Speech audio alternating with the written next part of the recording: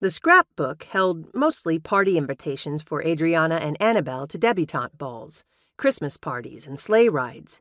Interspersed were photographs showing Adriana and her sister growing up from wide-eyed babies to young girls in starched clothes with a sparkle to them that the camera had caught perfectly.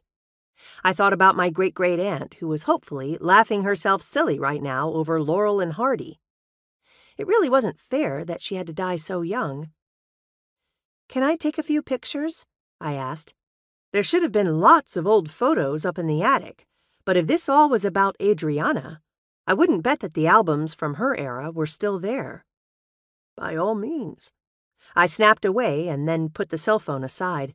I'd come to the important bit. In an expressive copperplate, the owner of the scrapbook had written, "A catastrophe has befallen us. Dr. Bowen had to be called in the middle of the night, for Adriana has come down with a raging fever after being forced to a nightly walk over icy roads." That must have been the path she'd told me about, after Tommy's car had burst a tire and they'd ended in the ditch.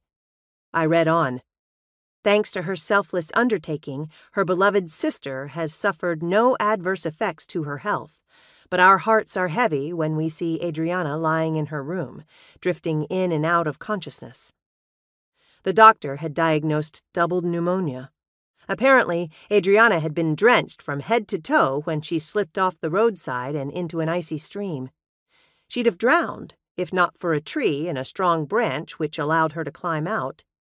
5 days after the doctor first came to see her, she took her last breath, and the scrapbook ended. "Of course," I said to myself. "Pardon?" Fred blinked at me. "I was wondering why the scrapbook was left to you. It must have been too painful to bear, having it in the house." For now, I knew at least what had happened to Adriana all those decades ago. So, okay.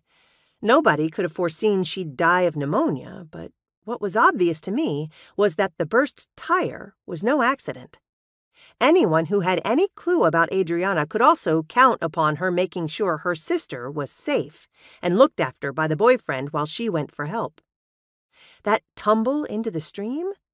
I remembered the man who'd attacked me and the shove that went with it. I was sure Adriana had been pushed. Whoever was behind this had intended her to drown.